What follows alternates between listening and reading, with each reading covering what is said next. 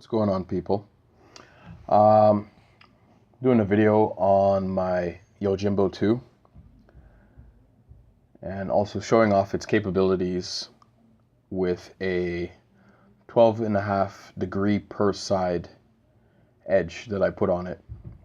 And I'm also demonstrating how well the black oxide coating that I put on it holds up against cutting through cardboard, which is in fact an abrasive material. So you see me cutting through using just the first fifth of the edge, just seeing how well it goes through the cardboard.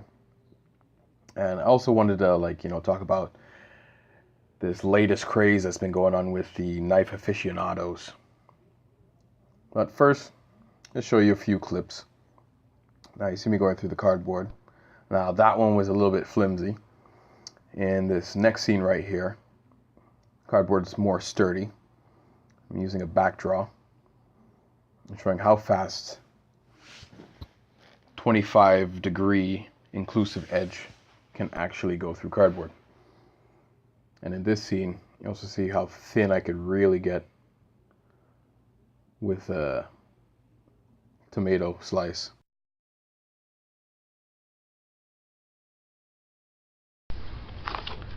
So, as I was saying earlier in the video, I was doing this vid on the Yojimbo 2 with a 25 degree inclusive edge because there's been this craze going on about people wanting like thinner edges.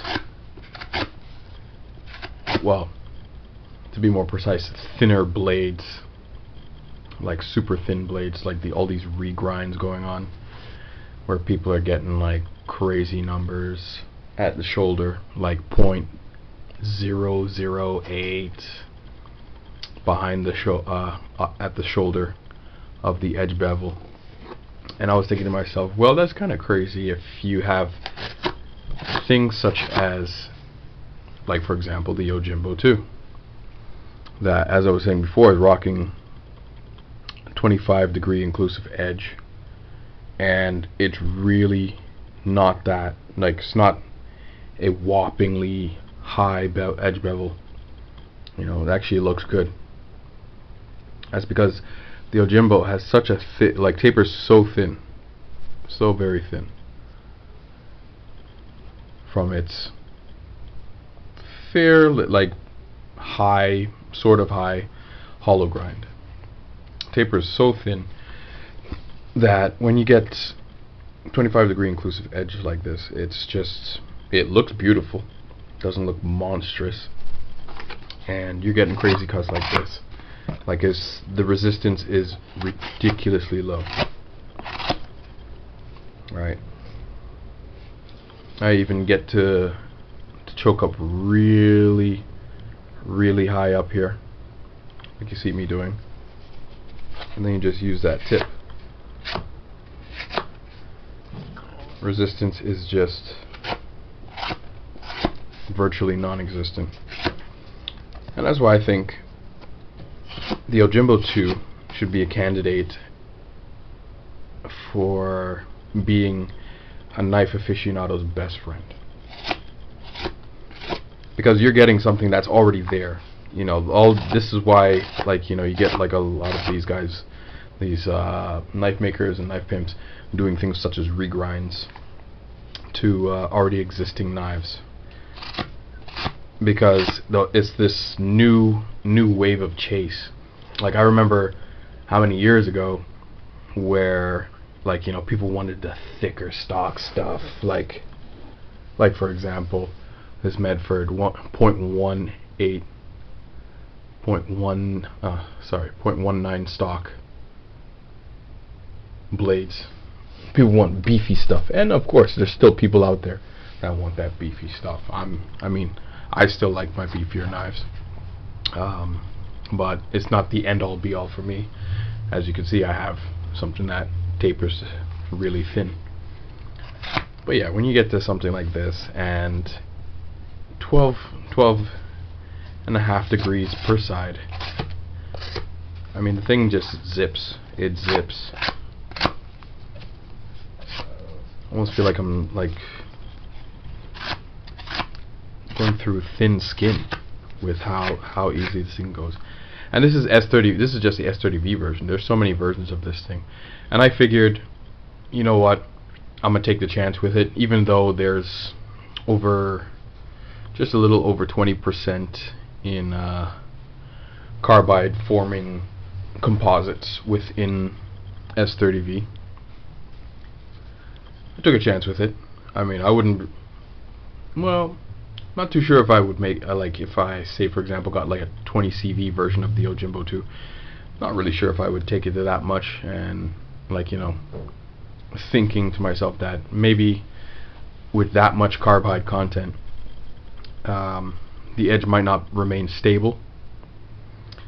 So, but with S30V, I mean, so far so good, and the coating's holding up really well. I mean, you can see the glints and everything from, like, you know, the cardboard, but it's literally the same thing that you get with PVD coating and whatnot. You just get like that smooth, like, you know, debris that kind of cakes itself over the coating itself.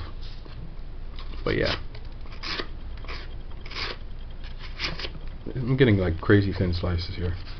So that's why I think for those aficionados that are seeking out this crazy thin edge, I mean these crazy thin blade stocks, I personally think that there's knives out there. Spyderco makes plenty of knives out there that has blade stocks this thin. And I mean, I'm gonna go grab another one out of my case here. Like for example, Dragonfly.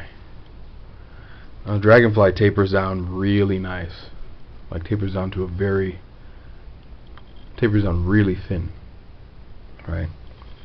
Just slightly thinner than the Yojimbo 2.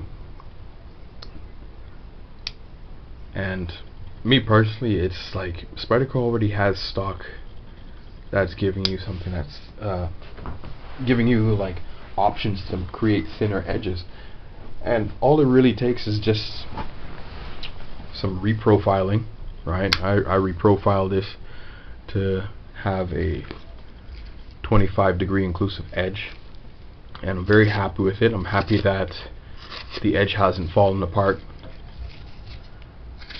during the process of sharpening. It hasn't collapsed or broken off into like sections of the edge breaking off as I'm resharpening it. And yeah, I really think the Yojimbo 2 is one of the best candidates you have out there to having an extremely thin edge, like an edge that performs like a laser, as some would say. And on top of that, unlike most of those regrinds that are reground on full flat ground blades, the Yojimbo 2 also has a thick stock to support the rest of the knife, so you wouldn't have to worry about the entire thing snapping on you. So you get the best of both worlds: durability and something that can be ground to an edge that can have an edge ground down to such a thin point and be able to hold it. So that's my take on it. Yojimbo 2, one of the best candidates for those that want a knife that cuts like a laser, but at the same time wants it right away, but can't get it unless they seek out someone that does regrinds. Yojimbo 2 is a good candidate. Alright people, I'm out.